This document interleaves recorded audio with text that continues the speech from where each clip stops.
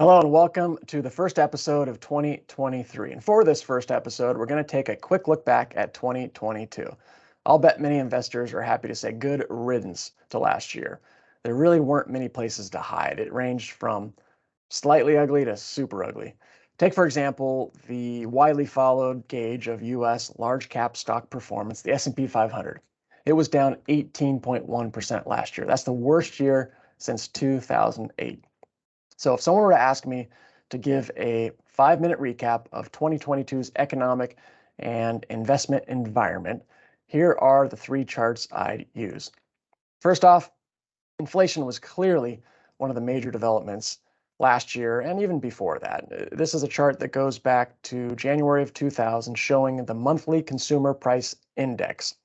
And we can see in 2021, inflation was already high, but it wasn't accepted by important decision makers as being persistent until 2022. So if we were to look at a simple average of the 11 inflation readings that we have for 2022, we don't have December's yet. Average inflation was 8.2% over that period. Now, the cost of living adjustment for Social Security is actually higher than that. It's 8.7% going into 2023. So that's a nice boost to anybody receiving Social Security, at least in nominal terms. All right.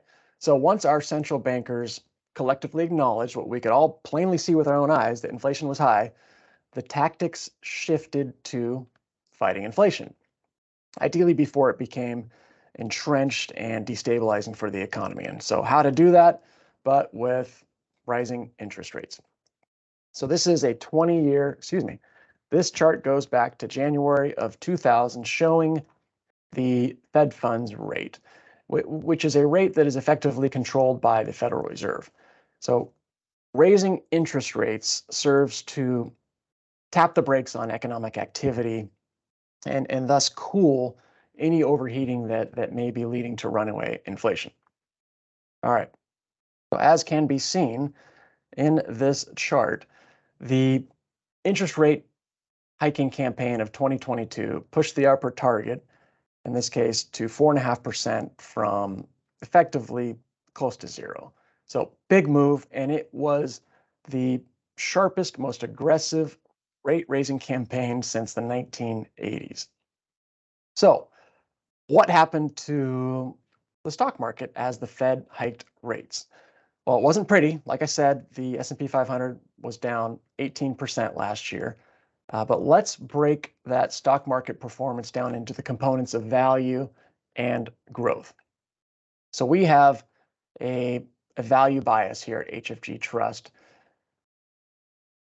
There is convincing evidence from nearly 100 years of stock market research and data that show that value outperforms growth in the long term. Emphasis on long term. It's not every year that value beats growth, certainly not every year. And as we can see in this chart, growth has had a good run recently.